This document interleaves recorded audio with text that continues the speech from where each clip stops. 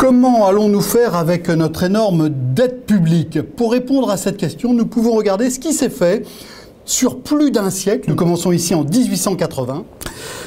Nous sommes dans une sélection d'économies avancées, pour parler clair, les grands pays industrialisés, donc États-Unis, Japon, Allemagne, France, Royaume-Uni, et puis aussi Corée du Sud, Espagne. Il y en a 10 au total. Et cette dette est rapportée, évidemment, au bon vieux PIB. Alors, qu'est-ce qu'elle donne sur plus d'un siècle, cette dette? Comment on en est sorti quand elle a trop monté? Fin du 19e siècle, la dette reste très modérée. On est à 40% du PIB. On est au plus bas. En 1914, on est à 31%.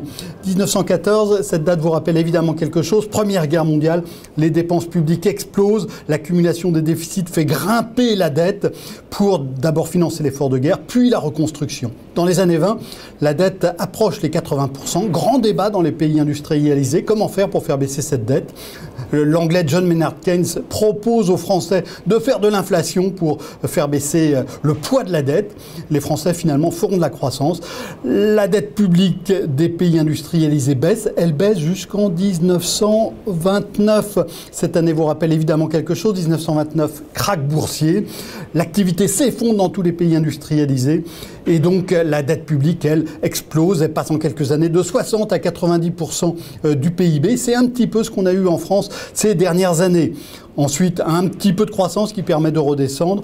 Nous sommes là en 1938, juste avant la Seconde Guerre mondiale. Seconde Guerre mondiale, les États-Unis s'impliquent très fortement. La dépense publique explose. Les recettes, elles, baissent.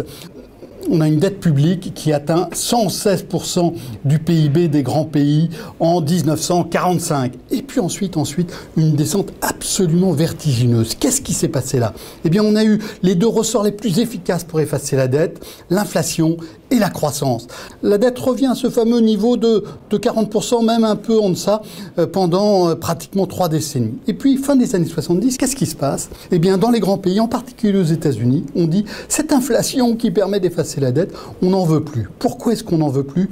On n'en veut plus parce que la génération du baby-boom qui est née à ce moment-là commence à approcher de l'âge où on veut mettre de l'argent de côté. Et quand on veut mettre de l'argent de côté, eh bien, il n'est pas question de se le faire bouffer, excusez-moi l'expression, mais de se le faire bouffer par l'inflation. On ne veut plus de l'inflation.